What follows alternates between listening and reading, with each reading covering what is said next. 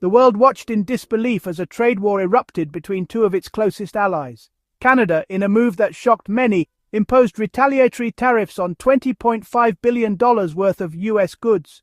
This bold action marked a significant escalation in the burgeoning global trade war.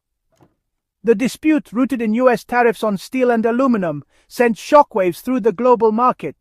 Tensions were high, with the normally amicable relationship between Canada and the U.S. strained. The situation was unprecedented. Never before had two such integrated economies engaged in such open trade hostility. The tariffs, a form of economic warfare, represented a breakdown in the rules-based trading system that had governed global commerce for decades.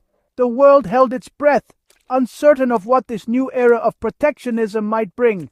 The trade war had been brewing for some time. The U.S., under the leadership of President Trump, had increasingly adopted a protectionist stance. This approach, aimed at shielding domestic industries from foreign competition, had put it at odds with many of its trading partners, including Canada. Canada, long a staunch advocate of free trade, found itself in the crosshairs of this new protectionist wave. The U.S., citing national security concerns, had imposed tariffs on Canadian steel and aluminum, two pillars of Canada's export economy. These tariffs, deemed unjustified and harmful by the Canadian government, triggered the retaliatory measures.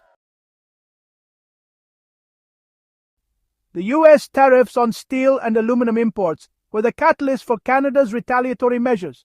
The tariffs, 25% on steel and 10% on aluminum, were imposed by the Trump administration in the name of protecting American jobs and industries.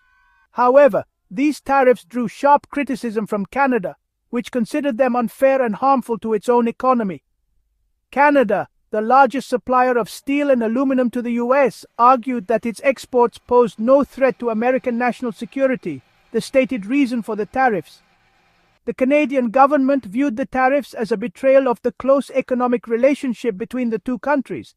The move was seen as a direct attack on Canadian industry and workers, particularly those in the steel and aluminum sectors. The tariffs, which came into effect earlier in the year, had already begun to impact the Canadian economy.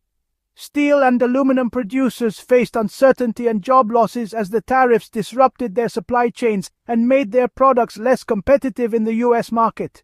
The impact was felt beyond just the steel and aluminum industries, as manufacturers across Canada reliant on these materials faced rising costs and supply chain disruptions.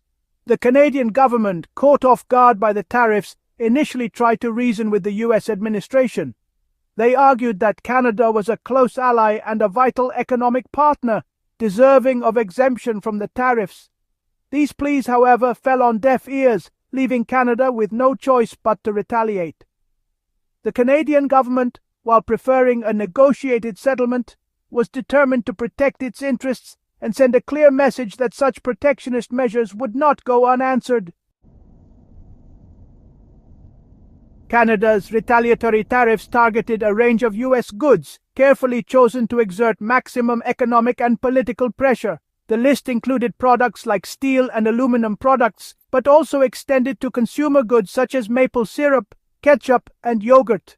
The tariffs, designed to inflict pain on U.S. industries and put pressure on the Trump administration, were carefully calibrated to target key constituencies in swing states. One of the most significant moves was the removal of U.S. alcoholic drinks from Ontario's liquor distributor. This action alone was projected to cost U.S. producers an estimated $700 million annually.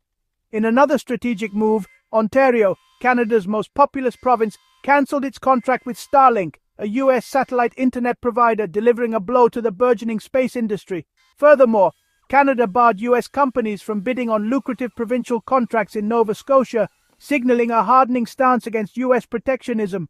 This move not only hurt U.S. businesses, but also served as a warning to other provinces considering similar actions.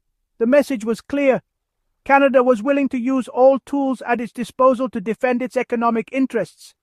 Ontario Premier Doug Ford even threatened a 25% surcharge on electricity exported to New York, Michigan, and Minnesota.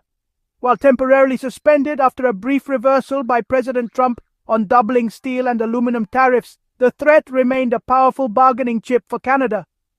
This move highlighted the interconnectedness of the two economies and the potential for mutually assured economic pain.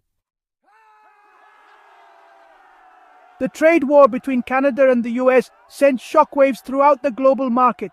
Investors, rattled by the escalating tensions and the specter of a full-blown trade war, pulled back from the markets, leading to sharp declines. The Dow Jones Industrial Average tumbled over 600 points, reflecting the growing unease in the business community. European markets followed suit, with major indices experiencing significant losses. The interconnectedness of the global economy meant that a trade war between two of the world's largest economies had far-reaching consequences. Uncertainty and fear gripped the markets as businesses and investors grappled with the potential fallout from a protracted trade war.